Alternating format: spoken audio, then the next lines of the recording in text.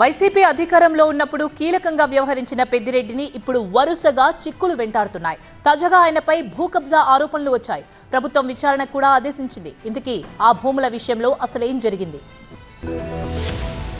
ఇసుక దోపిడీ, ఎర్రచందనం అక్రమ రవాణా, మదనపల్లె ఫైల్స్.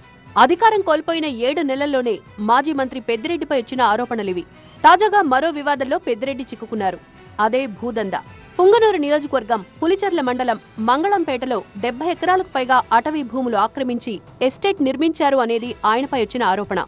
వైసీపీ అధికారంలో ఉన్న 5 ఏళ్లు తండ్రి కొడుకులు పెద్ద ఎత్తున భూ కబ్జాలు, దందాలు చేశారన్నారు మంత్రి రాంప్రసాద్ రెడ్డి.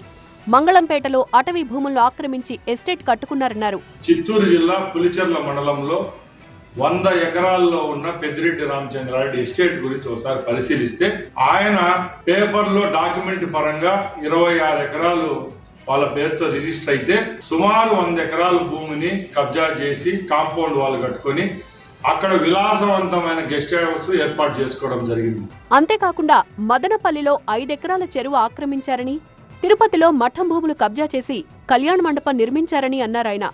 ప్రభుత్వ ఆస్తులు కొల్లగొట్టిన పెద్దిరెడ్డిపై చర్యలు తీసుకోవాలి అన్నారు. తాజా ఆరోపణల నేపథ్యంలో ప్రభుత్వం రంగంలో దిగింది. చిత్తూరు జిల్లాలో అటవీ భూముల ఆక్రమణలపై విచారణకు ఆదేశించింది.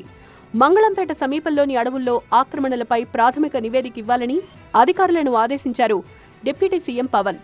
అయితే తనపై వచ్చిన భూదందా ఆరోపణలు పెద్దిరెడ్డి ఖండించారు. తనపై తప్పుడు ఆరోపణలు చేస్తున్నారన్నారు. మంగళంపేటలో 1 ఎకరా కూడా అటవీ భూములు ఆక్రమించుకోలేదన్నారు.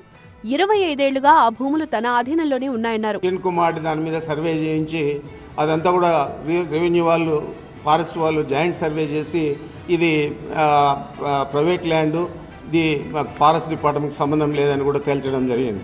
కాంపిటెంట్ అథారిటీ అంటే ఫారెస్ట్ డిపార్ట్మెంట్ PCCF ఢిల్లీతో సంప్రదించి వాళ్ళ పర్మిషన్ తీసుకొని 27/6/22లో బ్లాక్ టాప్ రోడ్ వేసుకోవచ్చని చెప్పి పర్మిషన్ కూడా ఇచ్చింది.